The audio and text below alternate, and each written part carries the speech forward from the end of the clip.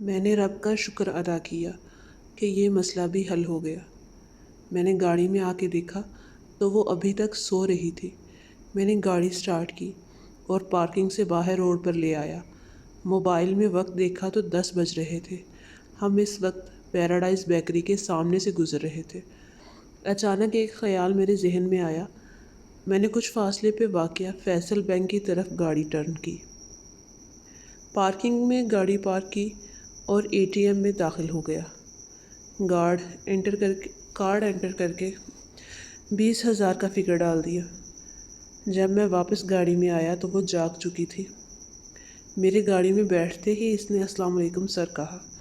وعلیکم السلام، طبیعت کیسی ہے آپ کی؟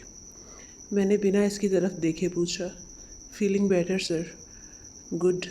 اب آپ مجھے سر نہیں کہیں گی، میرا نام لے کر بلا سکتی ہیں۔ میرا نام مصطفیٰ ہے، اور آپ مجھے اپنا نام بھی بتا دیں۔ میرا نام سدرا افتخار ہے سر۔ سدرا، بات یہ ہے کہ میں کچھ زیادہ نہیں کر سکوں گا آپ کے لیے، لیکن اس دلدل سے نکلنے میں جتنی مدد آپ کی کر سکا کروں گا، لیکن شرط یہ ہے کہ آپ اس کام سے ہمیشہ کے لیے توبہ کر لیں گی۔ انشاءاللہ سر، میں خلوص دل سے توبہ کر رہی ہوں، اور سر اس ساری کوشش کا اجر آپ کو اللہ پاک کی ذات ضرور دے گی۔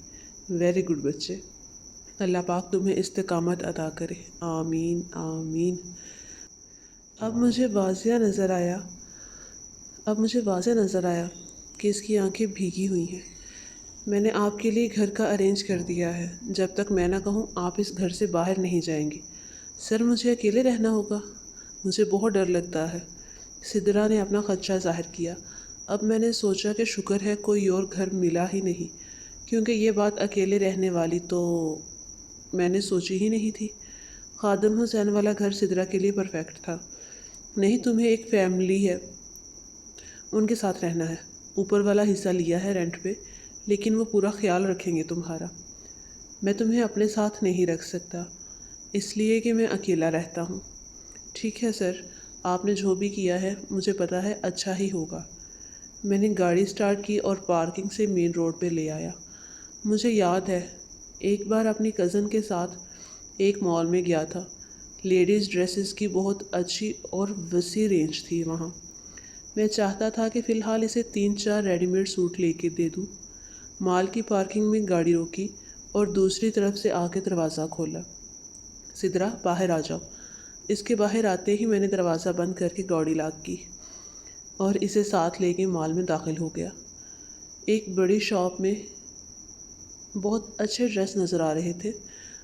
ہم بھی ادھر ہی داخل ہو گئے۔ سدرا، 3-4 سوٹ لے لو اپنے لیے سیزن کے حساب سے۔ سر، رہنے دینا، ایک پہنا ہے، ایک اور لے لیتی ہوں۔ سدرا نے شکر گزار لہجے میں کہا۔ نہیں، 4 سوٹ لے لو اور پلیز بحث نہیں، اب جو ضرورت کی چیزیں ہیں لے لو، ٹھیک ہے سر؟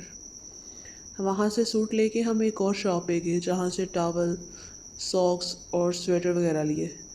اس کے بعد شیمپو، برش، ٹوتھ پیسٹ وغیرہ لیا۔ جب خریداری سے فری ہوئے تو میں نے پوچھا، سدرا کچھ رہ گیا ہے تو لے لو، مجھے نہیں پتا نا کہ لڑکیوں کو کیا کیا چاہیے ہوتا ہے۔ سر، ایک چیز اور لینی ہے۔ ہاں تو لے لو نا، لیکن سر میں نے کافی دیکھا ہے ادھر ادھر، مجھے نظر نہیں آئی، کیا چیز چاہیے؟ میں نے ایک نظر اس کے چہرے کو دیکھا جو کہ مجھے ہی دیکھ رہی تھی۔ جائے نماز کا سن کے میرے دل کو اطمینان ہوا۔ میں نے شاپنگ بیگ کو گاڑی میں رکھتے ہوئے کہا، تم گاڑی میں بیٹھو، میں پتہ کرتا ہوں، اور سدرا کا جواب سنے بغیر واپس مال کے داخلی دروازے کی طرف مڑ گیا۔ دروازے پہ تعینات گارڈ نے دروازہ کھولنا چاہا تو میں نے روک دیا۔ مجھے اندر نہیں جانا، آپ یہ بتاؤ کہ یہاں کوئی ایسی شاپ ہے جس سے جائے نماز مل جائے؟ جی سر ہے، اسی مال کی بیسمنٹ میں 2-3 شاپ ہیں۔ شکریہ۔ راستہ کدھر ہے بیسمنٹ کا؟ اس طرف ہے سر، وہ سامنے۔ میں نے ایک اچھی جائے نماز اور تسبیح خریدی اور پیک کروا کے واپس آ گیا۔ سدرا نے بچوں کی طرح خوش ہوتے ہوئے کہا، مل گئی؟ جی مل گئی، اور ساتھ تسبیح بھی لایا ہوں، واہ، پنک کلر میں لینی تھی، سدرا نے شوخی سے کہا، مگر دوسرے ہی لمحے اس کا چہرہ بجھ سا گیا اور چپ ہو گئی، جیسے کچھ ضبط کرنے کی کوشش کر رہی ہو۔ میں نے غور سے سدرا کے چہرے کی طرف دیکھا، جس کی پلکیں نم ہو رہی تھی، شاید आंसू रोकने की कोशिश कर रही थी। मैंने उसे इस कंडीशन से निकालने के लिए अपना रवैया दोस्ताना किया। पिंक कलर की नहीं थी, लेकिन हाँ, एक काम करते हैं। क्या सर? सिद्रा ने सर उठाकर देखा। बताता हूँ। पहले ये बताओ, तुमने मैथ पढ़ी है? जी सर, पढ़ी है। वाह, फिर तो तुम्हें ये भी पता होगा कि मैथ में काफ़ी कुछ फ़र्ज़ करते हैं। तो तुम भी 10 का पिंक कलर फ़र्ज़ कर लेना। मेरे शरारत से कहने पर वो हंस पड़ी, और यही मैं चाहता था कि वो इस माहौल को याद ना करे जिससे वो आई थी। सर, आप बहुत अच्छे हैं। अच्छा तो मैं हूँ, लेकिन मैंने बात उधर छोड़ के सिद्रा की तरफ देखा। लेकिन क्या सर? अब की बार इसकी निगाह सवालिया थी। लेकिन मुझे तब लगेगा कि मैं अच्छा हूँ जब तुम पुरानी बातें भुला के आगे लाइफ में मूव करोगी। कुछ पल वो मेरी आंखों में देखती रही, फिर एक अज़म से बोली, इंशाल्लाह सर। अब ख़ुद को अच्छा साबित करने के लिए मैं दिन रात एक कर दूँगी। बेइख्तियार मेरे होंठों ने कहा, इंशाल्लाह। बस सर, पापा की याद आ गई थी। वो जब भी कुछ लाते थे मैं लड़ती थी कि पिंक कलर में क्यों नहीं लाए, और उनसे नाराज़ हो जाती।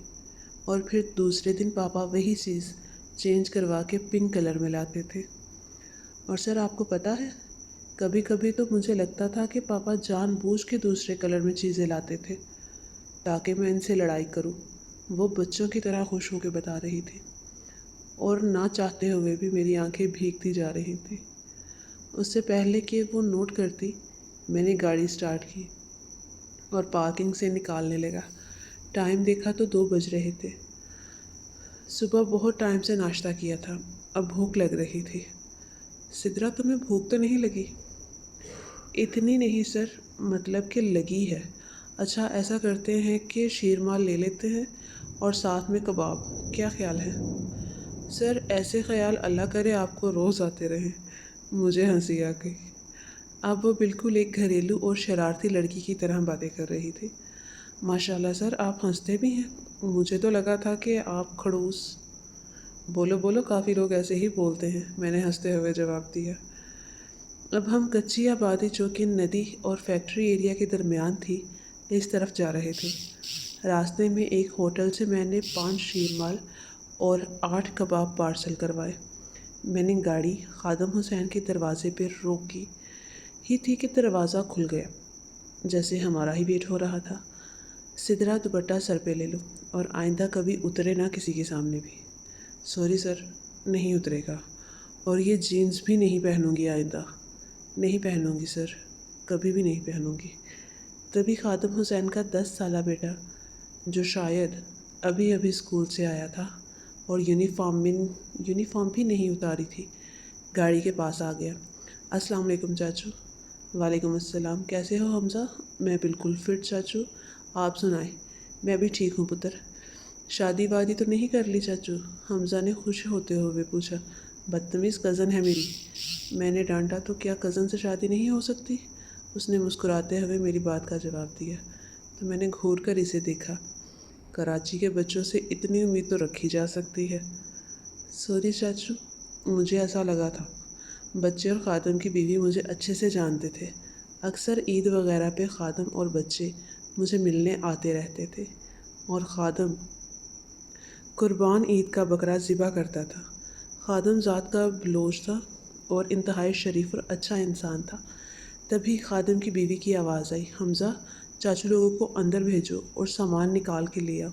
जी अम्मी, लाता हूँ। चलें चाचू, आप और पप्पू अंदर चलें, मैं सामान ले आता हूँ। मैंने उतरकर सिद्रा की तरफ का दरवाज़ा खोला और उसे बाहर आने का इशारा किया। भाभी ने बहुत अच्छे से इस्तकबाल किया। कुछ देर बाद हमारे सामने खाना लगा दिया गया, जो स्पेशल हमारे लिए पहले से बन चुका था। ज़िंदगी में पहली बार किसी नामहरम लड़की के साथ खाना खाते हुए बहुत अजीब लग रहा था। फिर ये सोच के दिल को तसल्ली दी कि नीयत अच्छे काम की है, अल्लाह माफ़ फरमाएगा।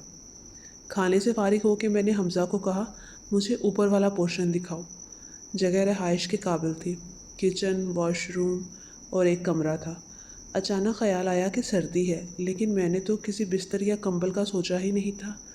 मैंने नीचे आके ख़ादम हुसैन की बीवी से कहा कि आप 2 दिन के लिए कोई सिंगल बेड या चारपाई दे दें, फिर मैं कोई अरेंज कर दूँगा। भाई, कैसी बातें कर रहे हैं? سب کچھ آپ کا ہی تو ہے، آپ کو کچھ بھی لانے کی ضرورت نہیں، اور اگر آپ لائے تو میں نے ناراض ہو جانا ہے۔ بھابھی نے اطمینان سے کہا کہ مجھے بھی یہی مناسب لگا کہ کچھ دن دیکھ لیتا ہوں کہ سدرا کیا کرتی ہے، سیریس ہے بھی یا نہیں۔ انشاءاللہ نیکسٹ پارٹ بھی جلد ہی اپلوڈ کر دیا جائے گا۔